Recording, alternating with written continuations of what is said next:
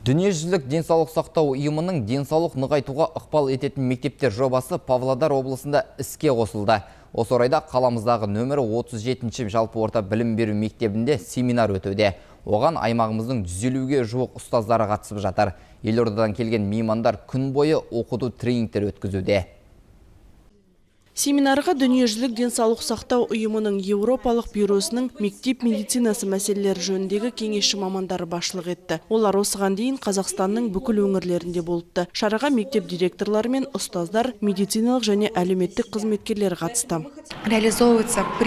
Бұл жоба мектептердің өз бастамасы бойынша, яғни мектептегі денсаулықты нығайтуға ықпал етуге бағытталған. Өйткені әрбір мектепте оқушылардың денсаулығы мен қатар ұстаздардың да денсаулығын нығайтуға арналған шаралар болуы керек. Денсаулығы мықты оқушы алған білімін терең сіңіріп, жақсы нәтижелерге қол жеткізетіні анық. Дені сау мұғалім өмірге өкпесі жоқ. Әлеуметтік қамтылған өскелең ұрпаққа сапалы білім беріп, мықты нәтиже көрсетеді.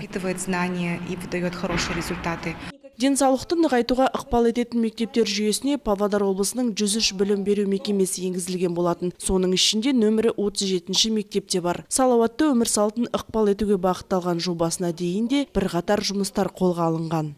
Мақсатымыз салауатты өмір салтын қалыптастыру және балалар мен ата-аналардың олардың денсаулығына жауапкершілікпен қарау. Яғни ол үшін мектебімізде осы салауатты өмір салтын қалыптастыруға мүмкіндік бар, жағдай жасалған. Мектебімізде үлкен спорт залымыз және кіші спорт залы бар. Волейбол, баскетбол, футбол жұмыстары жүргізіледі. Сонымен қатар жеңіл атлетика және дене мүшелерінің қимылдауына арналған арнайы жаттығулар өткізіледі. Тренинг жүргізушілер Еуропа елдерінің тәжірибесін ескере отырып, мектептегі денсаулықты нығайтуға бағытталған жалпы ішілік әдіснама тәжірибесімен таныстырды. Осы бағыттағы әрекеттерді жоспарлау бойынша ұстаздардан құрылған жұмыс топтарымен жұмыс атқарады. Әр мектеп бұл шараға кірген кезде өздері жаңағы арнайы бағыт таңдайды. Яғни біреулер денсаулықты нығайтуға физикалық белсенділікті алатын болса, біреулері мысалы дене жаңағы дұрыс тамақтану саласын алатын болса, бұны анықтамас бұрын үшін әр мектеп өз тарапынан анализ жасайды, талдау жасайды, арнайы жұмыс топ құрылады. Сол мектепте әрі қарай енді бұл мектеп өз-өзіне баға береді. Ең алдымен мұндай тренингтер денсаулықты нығайтып, оқушылардың жеке мінез құлқын жақсартуға септігін тигізеді. 3 күндік семинар Аққулы ауданында жалғасады. Әйгерім Бозанбаева, Әмір Ерланұлы, Ертіс ақпарат.